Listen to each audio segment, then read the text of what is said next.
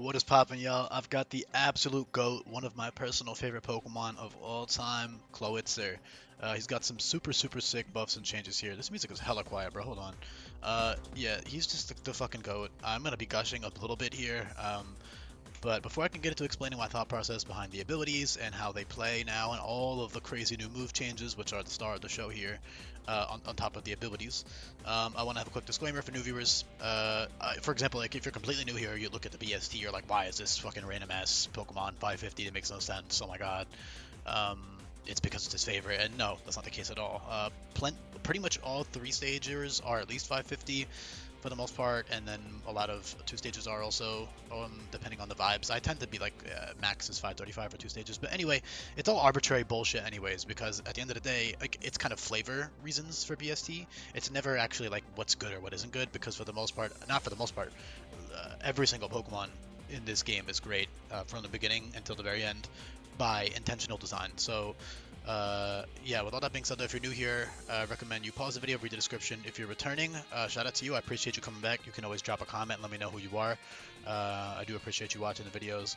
And yeah, if you're new, read the description. It gives you a lot of background information. And also check out the Google Sheet when you're done with the video. As you can see on screen, I have a move guide that covers literally every single move, buff, and change in the game. One second, I'm just trying to adjust this music volume.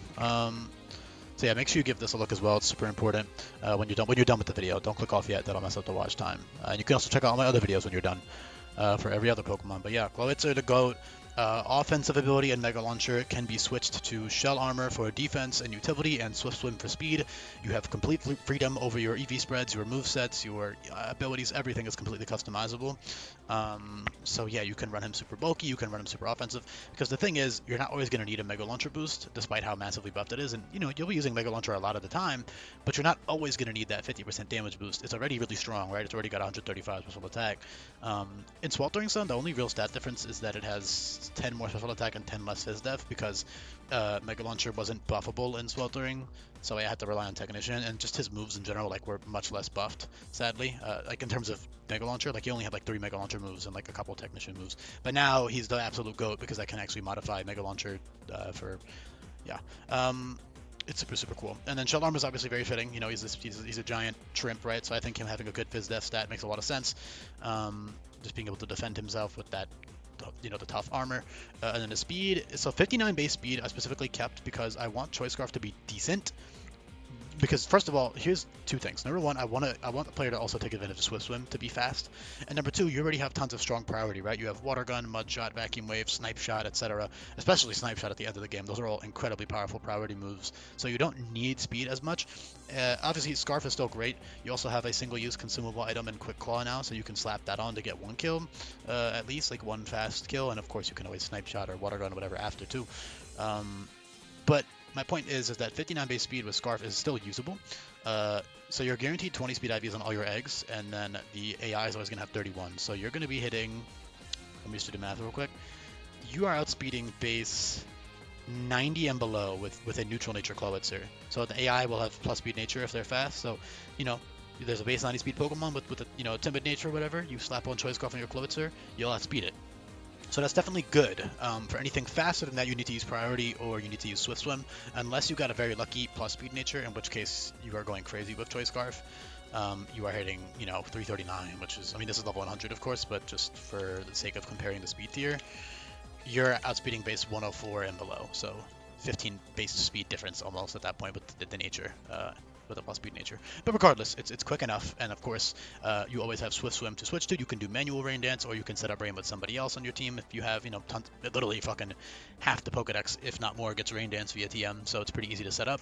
And of course, if you also got lucky enough, not lucky enough, but you know, if you just happen to have a Drizzlemon on your team on Teamlocked, you can always, you know, then I would say Swift Swim goes absolutely crazy. But even if it doesn't, also, you know, what's kind of sick is Dragalge is the regional, like the game counterpart, I believe. Clawitzer was X and Dragalge was Y, if I remember correctly, which is kind of dope because they're the same BST, and then Dragalge has Drizzle, so it's like kind of supporting Clawitzer a little bit. I think it's kind of dope. But anyway, yeah, Swift Swim. And as for why I chose Swift Swim, because obviously Shell Armor makes sense and Mega Launcher makes sense. Swift Swim, if you don't know, the Dex talks about like how he can.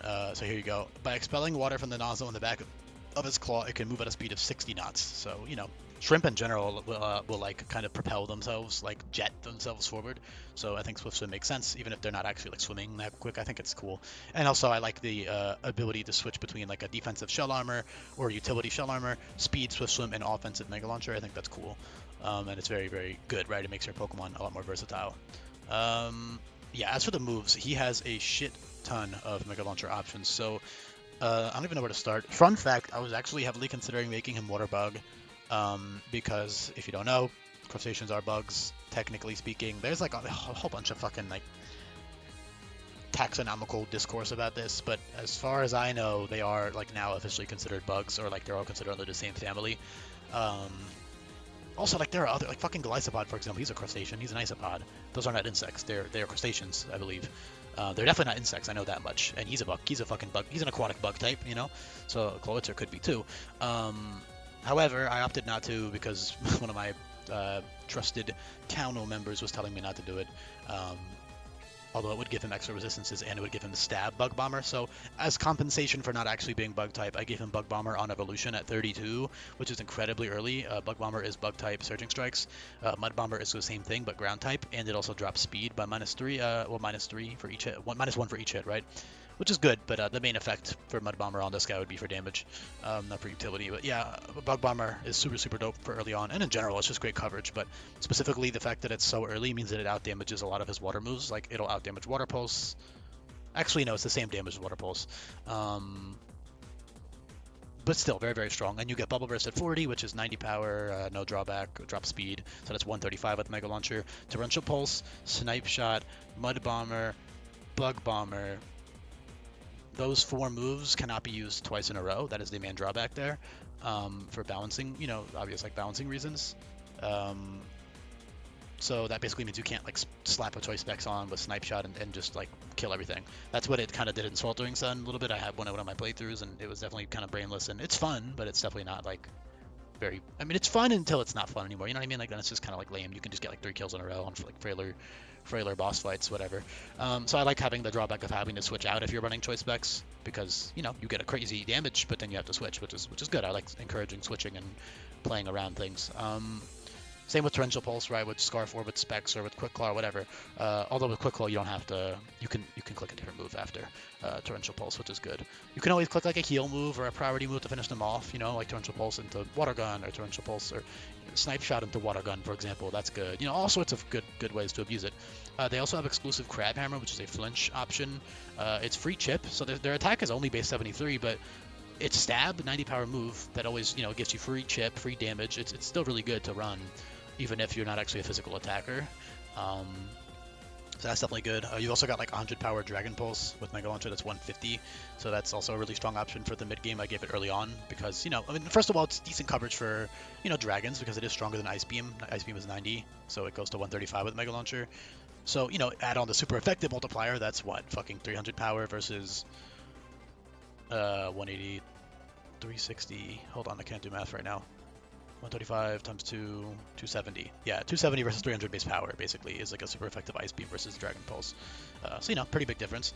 But yeah, that's cool. So you get to encourage the Bug and the Dragon moves for the mid game. Of course, Bug Bomber and Dragon Pulse still have utility in the end game though. Mud Bomber I already covered as a great Mega Launcher option. Sludge Bomb, Energy Ball, Ice Beam, Flash Cannon, Aura Sphere, Dark Pulse, Shadow Ball. Those are all 130 to 135 power. The last couple I listed, like Ice Beam, Flash Cannon, Aura Sphere, Dark Pulse, Shadow Ball, Sludge Bomb, Energy Ball. Those are all 135 or 142.5 base power with Mega Launcher. And like I said earlier, you're not always going to need that boost. That's the beauty of being able to run Shell Armor. You can switch it in, never have to worry about crits. You can do Shell Armor Iron Defense. You can do Razor Shell, which always gives you a defense boost now when you click it. You've got Molt, which is reliable recovery, bug type recover. So that's awesome. So yeah, you can do like Molt Iron Defense and sit on things that way as well. It's definitely good.